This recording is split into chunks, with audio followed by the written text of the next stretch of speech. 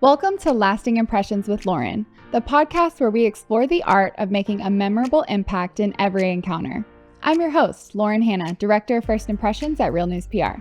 Join me each week as we sit down with a diverse range of guests, from industry leaders to everyday influencers, to explore their insights, experiences, and strategies for making memorable impressions. So whether you're looking to enhance your professional presence, elevate your personal brand, or simply leave a positive impact on those around you, this is your go-to destination for all things impression management.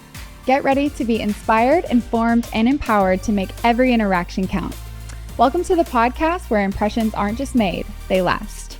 Hello, everyone. Welcome back to Lasting Impressions with Lauren. Today, I'm super excited to be able to talk to Dr. Scott Gornto, or Dr. G.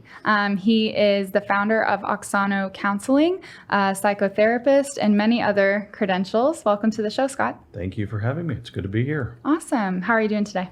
I'm doing great. Awesome.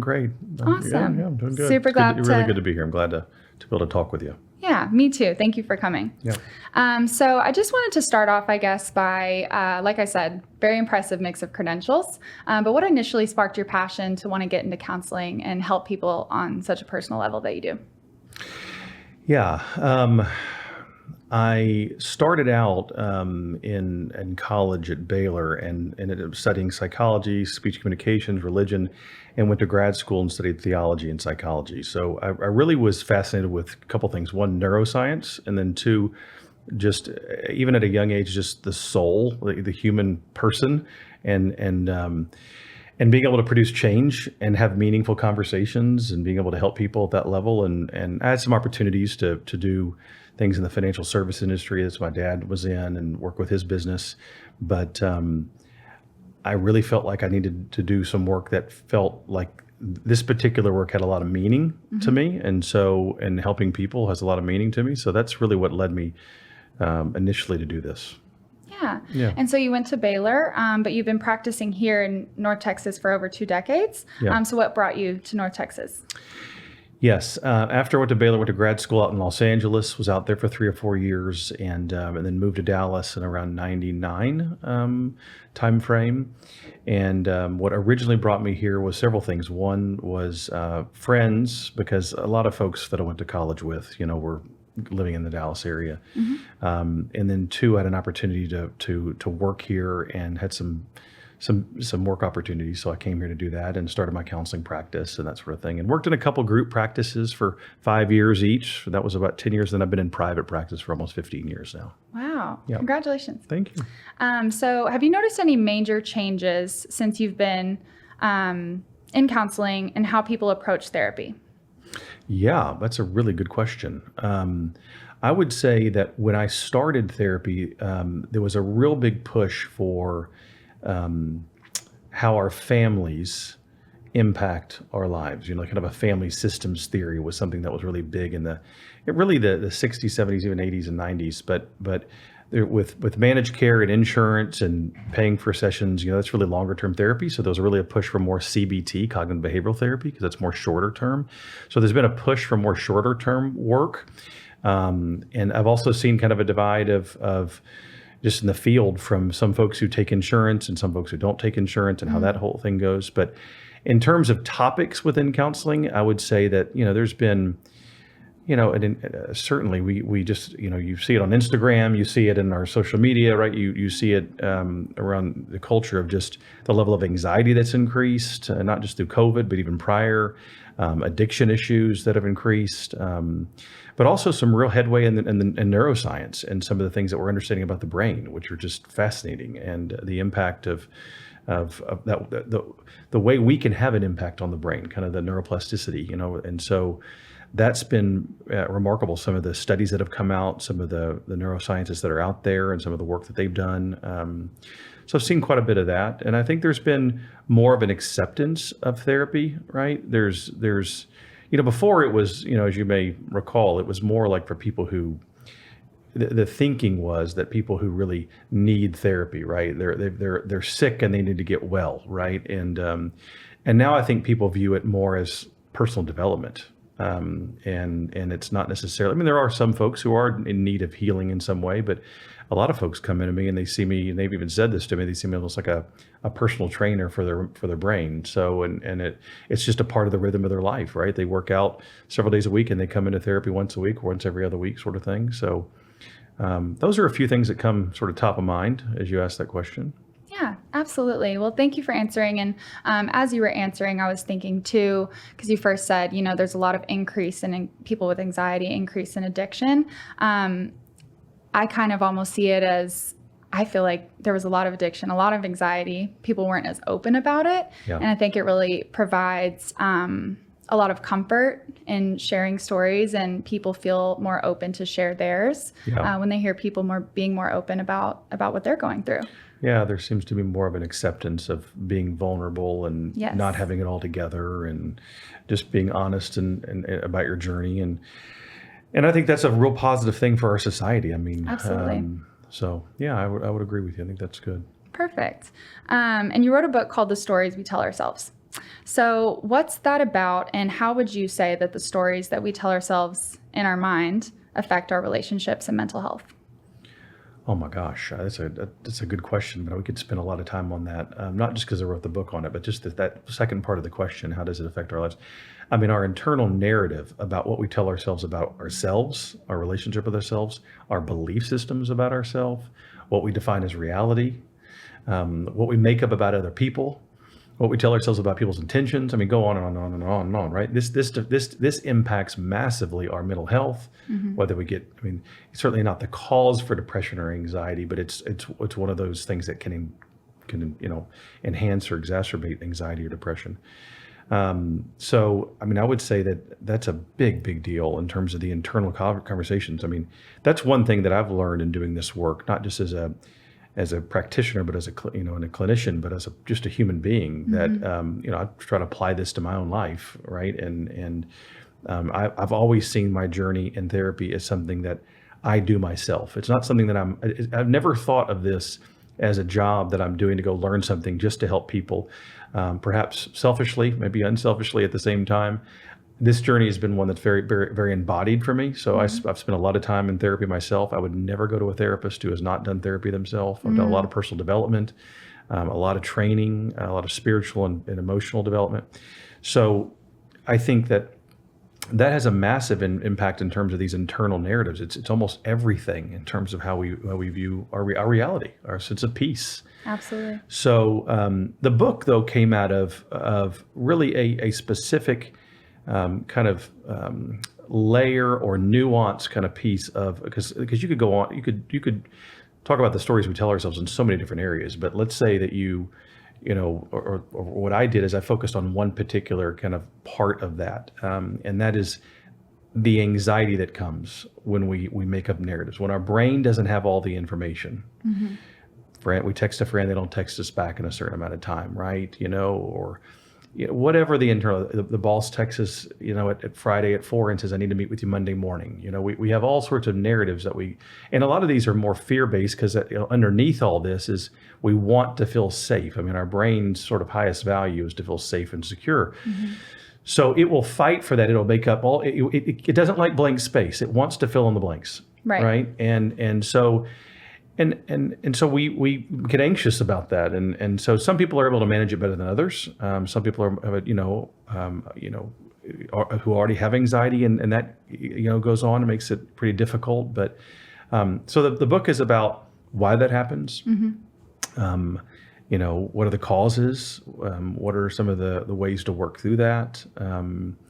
And so I'm in the process of writing some. I've got a couple of the books that I'm working on, and I'm really seeing this more as the stories we tell ourselves about other topics. So I'm going to be doing one about spirituality. I'm going to hopefully doing one on some other dynamics, maybe business, some other things, with some internal conversations, essentially, of what we tell ourselves about things and how we come to live in more of a state of peace of mind and in a way that is more grounded and less anxious and that sort of thing. So anyway, I'm going to keep I'm going to keep doing that. So we'll see how it goes. Yeah, I absolutely agree with you for one. And I have personal experience of, when I was younger, you do create narratives in your head about certain situations that aren't necessarily reality. And what I learned for myself was setting boundaries with those particular people that I was struggling with that with, whether it be family, relationships, friends. Setting the boundaries really helped me with that. And boundaries are key in any relationship. And you talk about boundaries a lot. So would you say, what's the best way if someone is looking to start working on that, setting boundaries? What advice would you give them? What's the best way to go about that?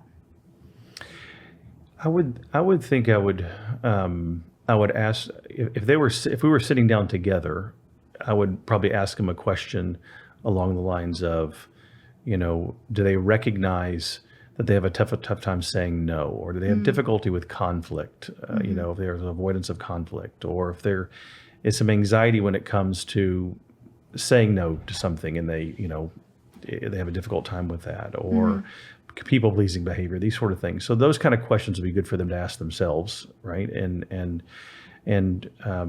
so I think that's kind of a starting place to get an understanding. In terms of setting boundaries themselves, I think there's some great literature out there. There's several books on the topic that are really good, but boundaries are a foundational piece to relationships. They're absolutely foundational. So, they protect relationships, they sustain relationships, they allow individuality in relationships, which relationships need.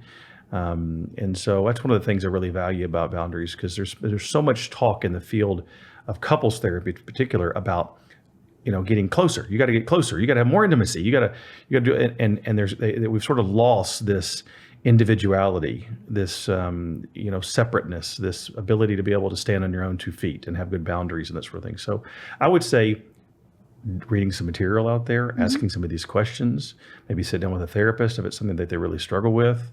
But I think most importantly, if they do struggle with it, to ask that next question, which is, in what relationships do I struggle with this the most? When do I say yes when I mean no? And then maybe start thinking why. What is that fear? What is that anxiety? What is that? What is the potential of perceived threat or loss that's there? And if you can start that conversation in your own mind's eye, or at least journaling, I think that's a good path to get started on that. Absolutely. And as it pertains to relationships, you also talk a lot about relational intelligence. Yeah. That's one of the things I wanted you to really touch on today, because I'm not very familiar with it. So talk about that for a little bit. It's a term that I'm sure it's used out there. I can't remember where I got it initially. Maybe I mixed some things together, or or maybe it's already, I don't remember, because it was like 10 years, 15 years when I really put it. I really use that language. What I was trying to do is give some other language for codependency. Because, the opposite of boundaries is codependency, right? All the stuff that I described, the people pleasing, all this sort of, and the language codependency feels a little archaic to me. It's something that really came out of, if you've read some of Melody Beattie's work, Codependent No More, or Pia Melody's work on codependency, facing codependency. There's sort of two kind of giants in the field of folks who have and leaders in the field related to that work. But back in the early 70s, Pia Melody and talked about how a couple would come into treatment when treatment centers began, and the person who was, let's say, the alcoholic, because that's where the treatment centers began, was around alcoholism. They would be known as the dependent, and then their partner would be known as the codependent. And so the codependent is the meaning they would enable, their spouse in some way. They would be, giving them alcohol or try not to rock the boat or whatever, that sort of thing. And so the avoidance of standing up for themselves and having those boundaries. And so that's kind of where it originated. But to me, it seems like it needs to be updated a bit, and because it encompasses more than just that. So I was trying to, and I did a whole series on this. It was kind of a 6 or 7 part series that I sold online. It was, these, I think, 10-minute, like 60 minutes worth of material related to this, on how to change that, how to get better at it, that sort of thing. And so relational intelligence, in my mind, means that you are increasing your intelligence about your relationships and your ability to have boundaries, how to break codependency patterns. And of course, that emotional intelligence would be a part of that as well. Right. So that's where it stemmed from, and what my thinking was related to it. Yeah, definitely. And I spoke to someone recently. She was actually a guest on my show, Lisha Ruda. She's fantastic. She's actually a strengths finder coach. And a lot of my strengths are in relationship building. She said a lot of people who are high in relationship building need to have strong boundaries. And she asked me about codependence. What do I think codependence means to me? And the way I thought of it was a very kind of archaic way, I guess you would say, of like, I can't go to the airport without my friend, or, I can't do this without my mom or something. You rely on someone else to do something. But she said, for you, it's more likely to mean I'm not okay if you're not okay. So it's like you're putting too much on the other person to be okay within yourself. And that really changed things for me. And so I think relational intelligence goes into that, of just like knowing who you are and how the other person is and how you can best connect with each other. Yeah, I think codependency at its core is based in fear. Some anxiety that you feel inside, and you can't tolerate that anxiety. So you try to manipulate perception of the other, or you don't want to stand up for yourself. That's really, and it usually comes out of family systems where you didn't feel like you could really pay attention. You just said it really well. You were talking about, paying attention to who you are, what what makes up, you in your life. Codependency comes out of really not paying attention to self. So if you're raised in a family environment where you got a parent who's an alcoholic, or a parent who has a lot of anger, or a parent who's bipolar, or a parent who's emotionally unavailable, or all that stuff creates an environment, a little more fight or flight, and you spend your time focusing on, how do I manage this? Let's not make dad upset. Let's not make mom angry. And that language begins to give up self and make sure you're managing others so you're okay. And so it's very much survival mechanism in some ways. So it's not based in knowing what you want. And so learning how to increase your own voice is really the work, right? And noticing what's important to you, and tolerating anxiety, learning how to tolerate that pain. Right. So which is hugely important as well. So, yeah. Yeah. So I want to talk about another thing. I know you're trained in EMDR. Can you talk a little bit about that and what that means? Yeah.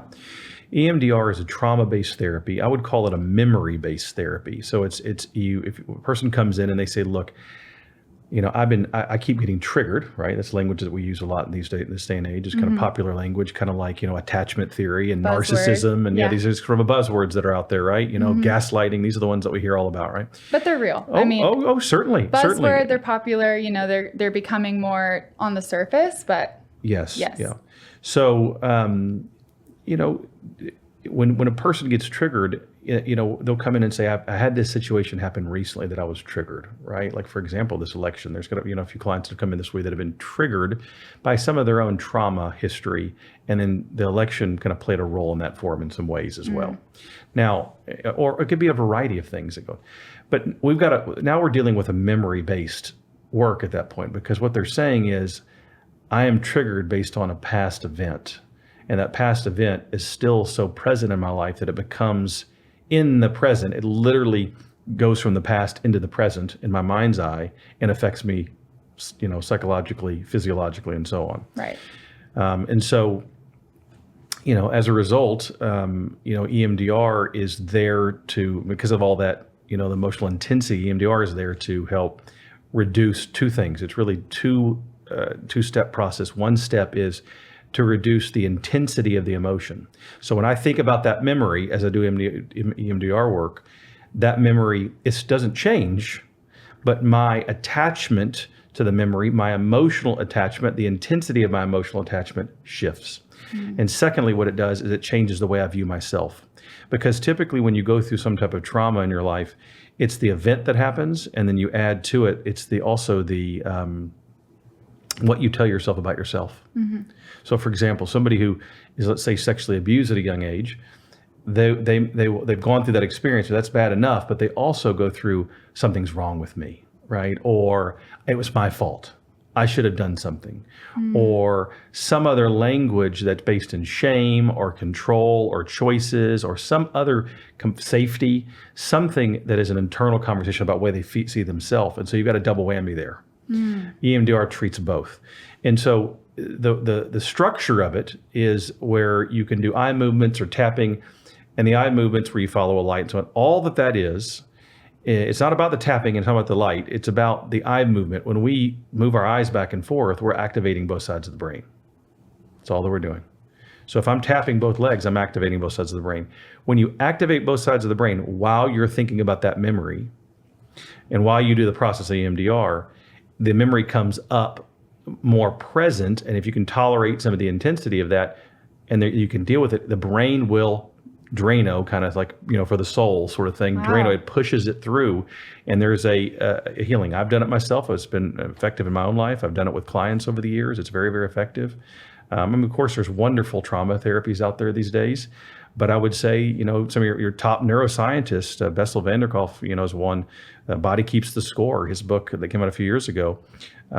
He still says, and he's sort of the voice in the neuroscience community, that EMDR is the most effective for PTSD and other types of trauma. Wow. So, you've got some other ones out there that are really great. ART, somatic experiencing. There's a few others out there that are really good as well. I'm not trained in those, but I have some clinicians, friends who, colleagues that are and really like that work. So. Yeah, definitely. And what I guess initially inspired you to get your certification in an EMDR? Sorry. Yeah.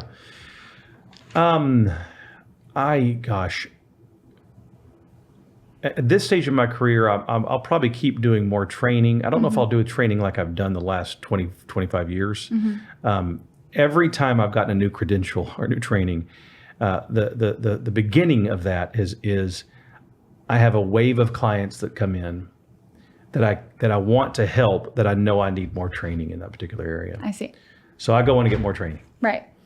And so everything that I've done on that list of credentials has been out of a need of clients coming in my office. And so, and at this stage, those titles and, the things behind your name, all that stuff, when you're younger, that was important to me. At this stage, it's not quite as important to me. It's kind of ego based to some degree. And it's like, oh, okay, whatever.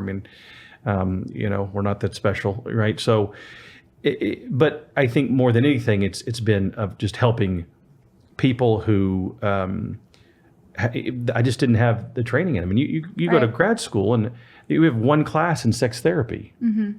That's not enough to be to really work with couples or individuals who are struggling with issues related to intimacy and sexuality.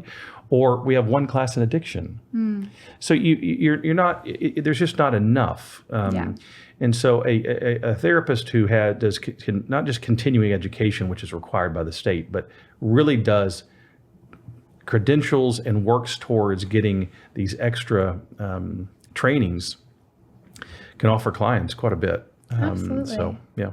Yeah. And just to switch gears a little bit, I know you write for Psychology Today and the Huffington Post. Yeah. When did you start writing as a columnist, and what are some of your favorite topics to write about? Well, I started writing for them back when my book came out, and probably wrote for them for a few years. I have not done much lately with them. Okay. Not that I wouldn't want to. I just my interest have been in a few other things. For sure. But when I was writing for them back then, and some of the things I wrote about back then were about anxiety. I did a whole topic on why married couples don't French kiss. I did a topic on that on Huffington Post. I got a lot of feedback, which was kind of interesting, because I kept seeing that with couples. There's a lot of reasons why they struggle with that. I did a number of topics on trauma and some other things as well, but these days, I'm getting trained as a Jungian analyst, so I really like. Even after 25 years of doing this, I'm going back and doing more training. I said I wasn't. This is probably one of the last things that I'll do. I'm guessing, we'll see. But I just love the work of kind of the shadow self and dealing with the soul, and so I've done a lot of personal work on myself related to my spirituality and my faith and the soul and psychology and that sort of thing. So I really like talking and writing about that. In fact, I'm wanting to start a podcast hopefully here soon on theology and psychology. So that'll be the topic, the base. And I'll probably, either have people that have written books and interview those people, and as a way of starting, I'll probably do some topics with, so a few people in the field that may want to jump on and do that with me together. But there's so many voices out there in podcasts. It's a sea, but perhaps it'll help somebody. So Yeah. it'll be meaningful for somebody. So we'll see. Yeah, Yeah. absolutely. I think so. I think you should absolutely move forward with that. I think Okay. you have a lot of advice and a lot of great things to share Oh, good. and Thank you. be able to educate people. Yeah. So a lot of people, even though it is definitely a more prevalent topic today, a lot of people are still very hesitant to try therapy. So if someone's nervous about taking the first step, what would you say to encourage them? Besides taking some psychedelics, obviously that's a big thing in my field these days. By the way, as you may know, I've not done enough training, just FYI, in that particular field. But I have some clinicians. A buddy of mine I've talked to today he's a therapist, and that's something that he's getting more into. So your question, and I got myself distracted with that comment. Your question is related to if someone wants to come in therapy, what advice I would give to them in terms of encourage them if they're hesitant to come in? If they're hesitant, if they have any apprehensions about it, Yeah. I mean, I guess educating yourself would be a good answer of why you should want to, or what do you think you're needing it for? But what would you tell that person?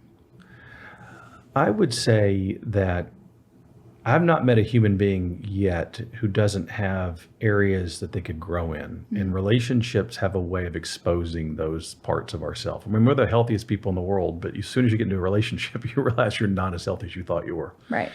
And that could be a work relationship, that could be friendships, that could be a dating relationship or marriage or parenting. I mean, there could be all sorts of different relationships that working on a committee or whatever. So they teach us about ourselves. So if you're wanting to grow as a person and have better relationships, therapy would be really, really good. If you want to grow as a person and have more internal peace, therapy would be really, really good, right? If you want to have more peace of mind, or if there's something specific that's going on in your life, like, hey, I've realized I've got this struggle. I mean, I've been fighting this addiction, obviously these days with kids, a lot of kids don't drink as much. They smoke a lot of weed, and how that the whole THC thing and how that impacts motivation and the brain, all sorts of neuroscience on that side of things, on the positive and negative side, Right. Right? So, and I have my own personal biases based on clients that I've worked with and so on. But I think if you've got something that you're struggling with that you want to improve on, or if you just want to come in and you want to say, I'm just here because I want to see if there's anything that I can grow in as a person. I mean, I think there's a movement there has been on being better, being a better version of yourself, growing as a person, living longer, being, sort of holistically healthy, whether it's what you eat and exercise and your mental health and these sort of things. So I think all those things are things to consider when you take a step like that. Absolutely. Yes. And when you're not writing or in sessions, what do you do to unwind and take care of yourself? Yeah, good question. I spend a lot of time on my spirituality in the mornings, probably a couple hours or so in the mornings every day, reading, doing some writing, journaling, meditation, prayer, these sort of things. More of a contemplative way of spirituality. I do quite a bit of painting. I grew up doing watercolors and pastels of people, but these days I'm into more modern art. I like modern architecture and design. So I do quite a bit of paintings. I have a gallery there in my office, and I sell paintings, commission pieces, that sort of thing. So a lot of acrylic and watercolor, acrylic and oil based these days. So I really enjoy that work. I hang out with my two boys. They're 18 and 17, so we play a lot of golf. Or my youngest one, we go to he's big into skimboarding. It's kind of like surfing, and so we go to Laguna Beach quite a bit, and spend a lot of time out there. And I do a lot of hiking. I love hiking, and then I play a lot of golf with my oldest son. Then play a lot of golf with friends. That's really in tennis. I can keep going. I've got a lot of hobbies that I do that I enjoy. Yeah, it's fun. So it's good to have that balance. I was working with someone just this week, a woman in her 20s that was just wanting to get up, get ahead in her work. And she just started working more hours and started sacrificing her, exercise and other things that she was doing, and it ended up impacting her negatively. So, we've got to have that balance. So. Absolutely. And I think working with other people and taking on a lot of that, you have to make time for yourself. So I think it's great that you have as many hobbies as you do. I love to paint myself, so I would great. love to come check out your gallery that'd sometime. That'd be fun. Yeah. So just to wrap it up, if you would like to tell the audience where they can find you, where they can reach you if they're interested in learning more about you and what you do. Just go ahead and give us a plug. Yeah, you bet. Thank you. I really appreciate being on the show and talking, and you have great questions. Thank you. I am based in Plano. If you're in the area, it's kind of by Willow Bend Mall on the north side there. I've been in private practice there. I think I said about around 15 years or so. So if they want to reach me, they can, really website would be best, and that's, drrscottgornto.com. So drrscottgornto.com. Perfect. That's probably the best way. And I've also I've got some social media stuff. I've got I do posting every day on Instagram and Facebook, business posting related to writings that I have. So every week I write 5 posts, and then my social media person kind of designs them and puts them out there for me, but I do the writing. And so I've got an Instagram, and that's Dr. Scott Gornto is the what do you call it? Handle? Is that the term for Instagram? Handle. Yeah, I know handle is Twitter, but X, the kids whatever. are calling it your @. It's your @ Your @ Okay, I'm well behind on all this. That's all right. That's all right. So those are 2 places they can hop on and see some things that are going on there. So perfect. And you'll have a podcast soon, so we'll have to plug that in. Hopefully, yes. Yeah. Yeah. Awesome. Well, thank you so much for coming on, Scott. I really appreciate it. You bet. Thanks for having me. I'm really glad to be here. Awesome. Well, thank you guys for watching. We'll catch you next time.